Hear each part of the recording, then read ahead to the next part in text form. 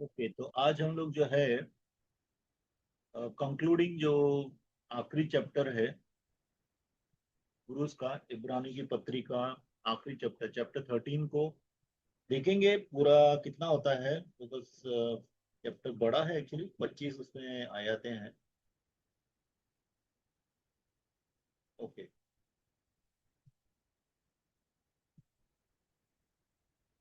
First और second पढ़िए। Chapter 13, इब्रानियों 1 और 2। हाँ, इब्रानियों अध्याय 13 वचन 1 और 2। भाईचारे की प्रीति बनी रहे, अतिथि सत्कार करना न भूलना, क्योंकि इसके द्वारा कुछ लोगों ने अनजाने में स्वर्गदूतों का आदर सत्कार किया है।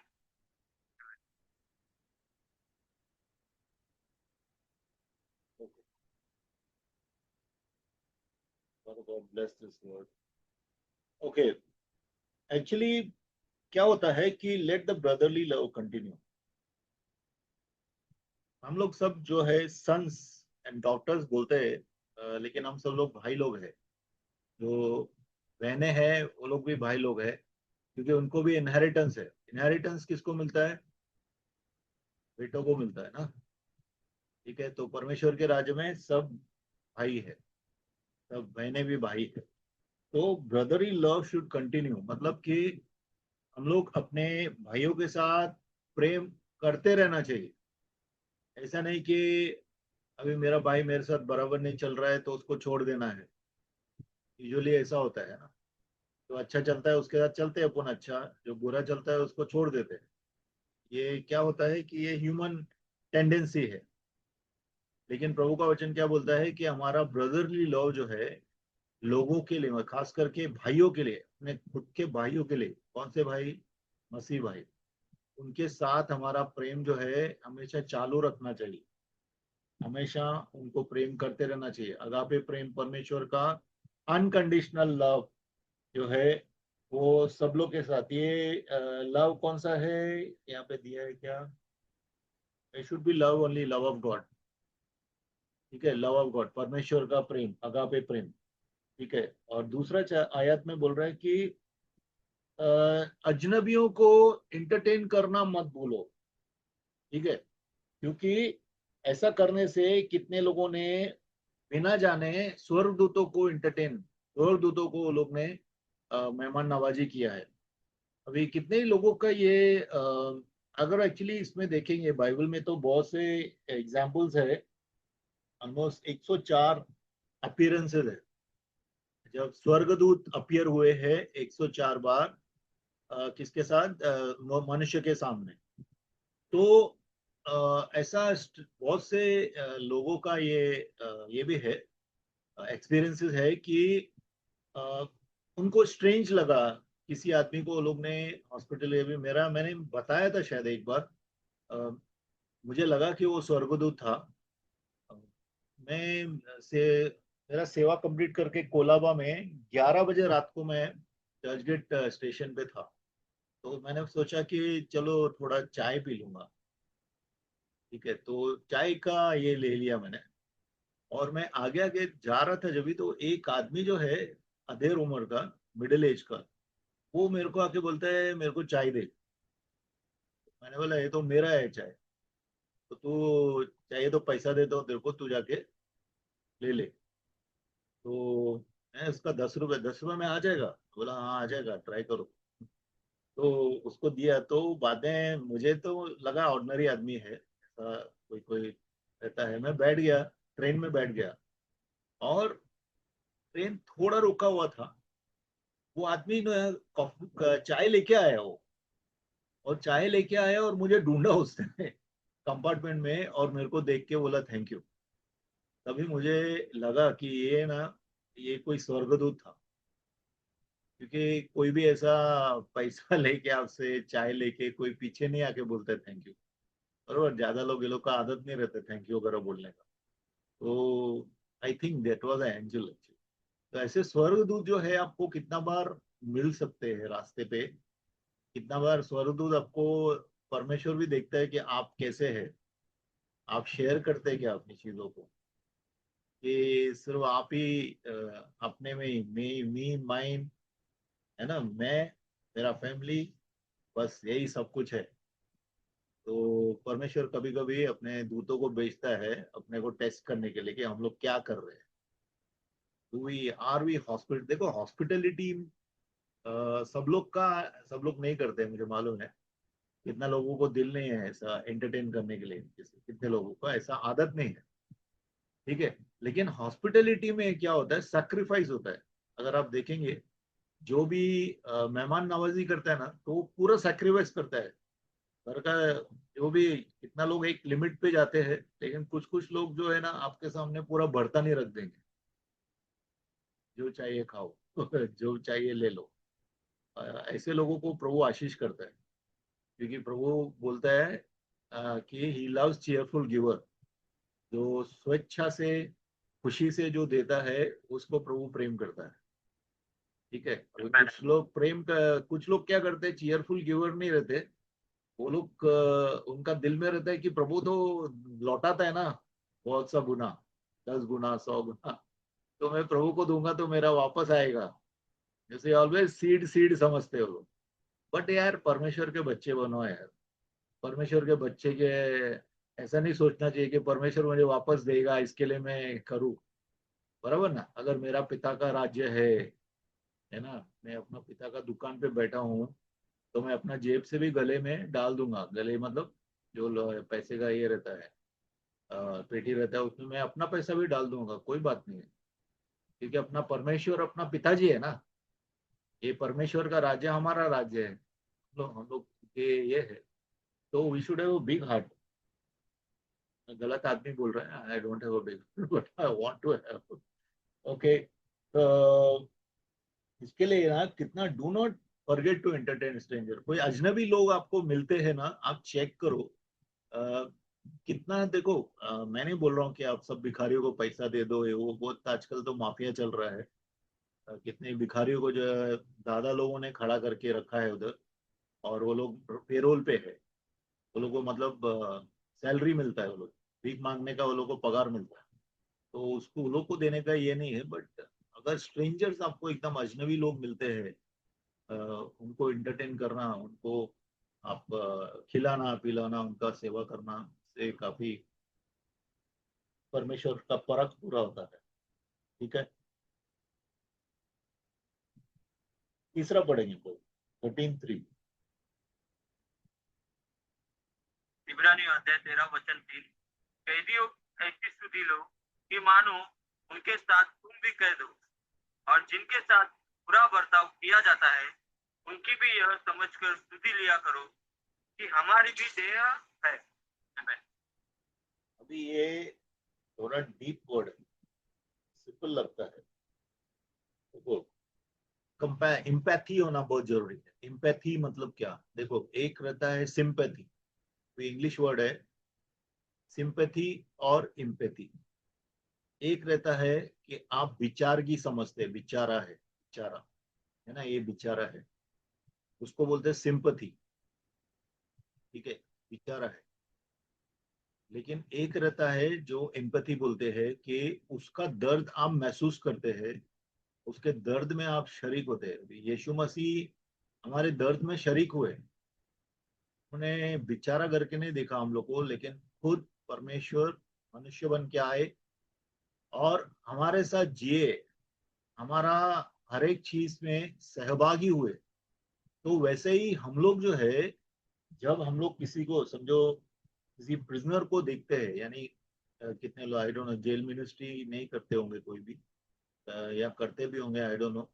तो जैसा जेल मिनिस्ट्री है, या कोई भी मिनिस्ट्री है, या हॉस्पिटल की मिनिस्ट्री है, ठीक है, या लेपर्स की मिनिस्ट्री है, या जो ये रहते हैं सीजरफिनिक स्पैस्टिक्स बोलते हैं, जो दिमाग के बराबर नहीं चलता है, उनके बीच में आप मिनिस्ट्री कर रहे हैं, तो उनके दुख को जो है महसूस करो, ठीक है। As if you are chain, मतलब जैसा अभी कोई कैदी है, उसको चेन लगा, उसको जंजीर लगा के रखा है, तो आप भी समझो कि मैं भी, मेरे को कैसा होगा अगर मैं चेन हूं, तो मेरे को फिर सामने वाले के ऊपर बराबर संवेदना आएगा। प्रभु बोलता है कि संवेदनशील बनो, संवेदनहीन मत बनो। ठीक है, सिर्फ बड़ा बड़ा बात मत करो, लेकिन काम करो। बरोबर, हालेलुया, प्रेज द लॉर्ड। बहुत कुछ बोलते हैं अपन, लेकिन एक्चुअल जब भी काम का टाइम आता है तो भाग जाते हैं सब लोग। बराबर ना। परमेश्वर का राज्य है ना, वो क्या है? Righteousness, peace and joy in the Holy Ghost. मतलब क्या? राइचियसनेस का मतलब परमेश्वर के काम करना। अगर परमेश्वर के काम हम लोग करते हैं तो परमेश्वर के राज्य में हम लोग काम कर रहे हैं। बातों का काम, बातों का राज्य नहीं है प्रभु का। प्रभु का राज्य धार्मिकता का और कामों का राज्य है। ठीक है, इसके लिए हम लोग भी जो है, जो भी कोई दुख दुख में है, इसको मिसट्रीट किया। अभी देखो कितना बार मिसट्रीट, मतलब किसी को समझो किसी को बेचारे को मारा पीटा है, या सताव में गया है, या कुछ। अभी कोई सताव में गया दूर किधर, तो आप क्या बोलेंगे? ठीक है, वो सताव में गया ना, मेरे को थोड़ी है, मैं तो आराम से इधर रह रहा हूँ, मेरे को कोई तकलीफ नहीं है। बराबर। हम लोग, कितना लोग ज्यादातर ऐसे ही सोचते हैं। इवन कितने लोग क्या सोचते हैं, मैं कभी मरूंगा नहीं। वो मरा है ना, वो मर गया, कोई बात नहीं, सामने वाला मर गया ना, मैं तो मरूंगा नहीं, मैं तो हमेशा जिंदा रहूं। दिस इज अ टेंडेंसी, हमारा दिमाग ऐसा चलता है। तो वचन में ऐसा लिखा है कि दूसरों को, किसी को तक मिस्ट्रीट किया है, किसी के ऊपर सताव है, किसी के साथ दुर्व्यवहार किसी ने किया है, तो उसको महसूस करो, क्योंकि तुम भी बॉडी में हो। बॉडी का मतलब क्या है? शरीर में हो, मतलब क्या? मतलब वो भी शरीर में है, मैं भी शरीर में, ऐसा नहीं बोल रहा है प्रभु का वचन यहाँ पे। प्रभु का वचन बोल रहा है कि कलीसिया का भाग है। देखो, we all are in the same body. ठीक है, कलीसिया जो है परमेश्वर की देह है, और हम उसके अंग हैं। तो हम अंग हैं, तो हम अलग अलग कोई सभा वाले नहीं है, सभा में आए हैं, कोई मंडली है, ऐसा नहीं है। Church is the body of Christ. Means अगर मैं हाथ हूं तो दूसरा हाथ मेरा भाई है। तो इतना संवेदन होना चाहिए अपने को। तब अगर एक हाथ को दुख हो रहा है तो दूसरा हाथ महसूस करता है। बराबर। अगर आपको पाँव में दर्द हो रहा है तो आपका आंख रोता है। अभी आंख को क्यों रोना चाहिए? दर्द तो पाँव में हो रहा है, क्योंकि पाँव और आंख कनेक्टेड है थ्रू द बॉडी। उसी तरह से हम लोग भी यीशु मसीह से के शरीर से एक दूसरे के हम लोग हिस्से हैं। तो आप कितना भी बोलेंगे, नहीं ये तो नहीं है, मैं आप हिस्से में है, हिस्सा में है, हिस्सा है वो। कोई भी भाई होने दो, कोई भी पढ़ा लिखा होने दो, अनपढ़ होने दो, गरीब होने दो, अमीर होने दो, कोई भी भाषा बोलने दो, कैसा भी दिखने दो, वो हमारा भाई है यीशु में। ठीक है, तो यीशु में भाई है, तो हम लोग को उसके लिए आत्मीयता होनी चाहिए, प्रेम होना चाहिए, होना ही चाहिए, होगा ही, नेचुरल। वो नेचुरल है, वो नेचुरल है उसको। ये नहीं, देखो कितने लोग जो सामने हम उन किसी की सताव के बारे में सुनते हैं, या किसी भी तकलीफ में हम लोग का अंदर से दुख होता होना ही चाहिए। अगर हम प्रभु के बच्चे हैं, हम लोग एक ही शरीर में है, तो हम लोग वो फील करेंगे। ठीक है, तो ऐसा परमेश्वर का वचन यहाँ पे बोल रहा है। चौथा वचन देखेंगे, 13 को, ब्रूस 13। वह सब में आदर की बात समझी जाए, हाँ और विवाह बिछोना निष्कलंक रहे, क्योंकि परमेश्वर व्यभिचारियों और परस्त्रीगमियों का न्याय करेगा। हाँ, देखो, जो भी शादी किए हुए, एक्चुअली कुंवारों का भी है इसमें। तो शादी किए हुए जो लोग हैं, वो शादी को जो है इज्जत के साथ देखना है। कितने लोग क्या करते हैं कि बहुत ही लाइटली लेते हैं शादी को, बहुत ही लाइटली लेते हैं। मतलब पत्नी या पति नहीं देख रहे हैं, आपके साथ नहीं है, तो आप फ्लर्ट भी करते हैं। फ्लर्ट समझ रहे हैं आप?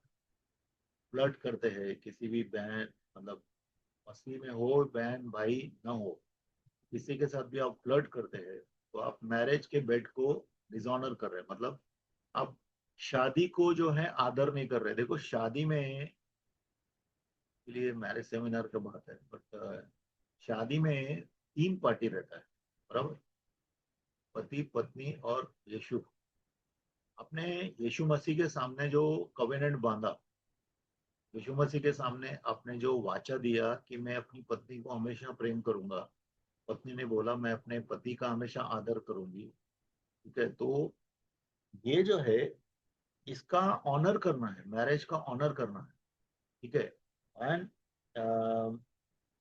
द बेड अनडिफाइल्ड, इसका मतलब क्या है कि अपने बिछौने को देखो, जिस भी बेड पे, जिस भी बेड पे, ठीक है, वो होटल का रूम में हो या आपके घरों में हो, अगर वहां पे व्यभिचार हो रहा है, ठीक है, तो वो बेड डिफाइल हो जाता है, वो खराब हो जाता है, बेड अपवित्र हो जाता है। कैसा अपवित्र होता है? क्योंकि अपवित्र आत्माएं वहां पे आके रहती है। एक्चुअली मैंने ये देखा है, कितना बार आप होटल्स जो गंदे काम के लिए दिए जाते हैं, वहां पे आप समझो मिनिस्ट्री करने के लिए रुके हुए हैं, आपको वहां पे रुकाया है, इसके लिए मैं होटल्स भी अवॉइड करता हूँ कितना बार। तो आपको जो है, अंदर आप बैठे हैं ना रूम में, तो आपको कितना बार व्यभिचार की आत्माएं अटैक करती है। अब क्यों अटैक कर रहे हैं? क्योंकि बेड इज डिफाइल्ड। वो जो वहाँ पे जो बेड है, वहाँ पे जो अ, बिछौना, ये पलंग है, वो अपवित्र है, क्योंकि वहां पे व्यभिचार हुआ है, ठीक है। अभी व्यभिचार के दो हिस्से, ये टाइप्स है यहाँ पे जो दिखा है ना, दो टाइप है। एक तो व्यभिचार लिखा है और दूसरा लिखा है पर स्त्री गमन। अभी ये दो चीजें हैं। इंग्लिश में इट्स वेरी सिंपल स्ट्रेट है, फॉर्निकेटर एंड अडल्टर। फॉर्निकेटर मतलब कि व्यभिचारी, व्यभिचारी का कैसा रहता है? समझो किसी ने शादी नहीं किया है, कुंवारा है, और उसका कुंवारी के साथ या कुंवारी के साथ या किसी शादीशुदा के साथ अगर उसका रिलेशनशिप है, इलिसिट मतलब गंदा रिलेशन, समझ रहे हैं आप, सेक्सुअल रिलेशनशिप है, यौन क्रिया है, तो वो हो गया, उसको बोलते हैं व्यभिचार। लेकिन अगर शादीशुदा है और शादी के होते हुए भी वो किसी और के साथ उसका रिलेशनशिप है, तो जो शादीशुदा आदमी है, उसके लिए क्या होगा? उसने कविनेंट तोड़ा है, परमेश्वर के साथ जो वाचा है ना, वो उसने तोड़ा है, ठीक है। It's a deep subject actually, कि बहुत से तरीकों से अपन वाचा तोड़ते हैं, लेकिन जस्ट स्टॉप हियर। तो परमेश्वर जो है, एक, देखो कितना बार हम लोग एक फिक्रा, एक एग्जाम्पल देते हैं कि अरे पूरी दुनिया में तो व्यभिचार चल रहा है, पूरी दुनिया में पर स्त्री गमन, सब लोग का रिलेशनशिप, आजकल तो लोग का सीरियल्स में इतना गड़बड़ है, तो सीरियल इतना खराब दिखाते हैं, आदमी लोगों का कुछ रिलेशनशिप मालूम ही नहीं पड़ता है, रिलेशनशिप क्या है। तो लोग क्या सोचते हैं, उससे सोचते हैं कि शादी जस्ट कॉन्ट्रैक्ट, तो मैंने कॉन्ट्रैक्ट तोड़ दिया तो क्या हो गया।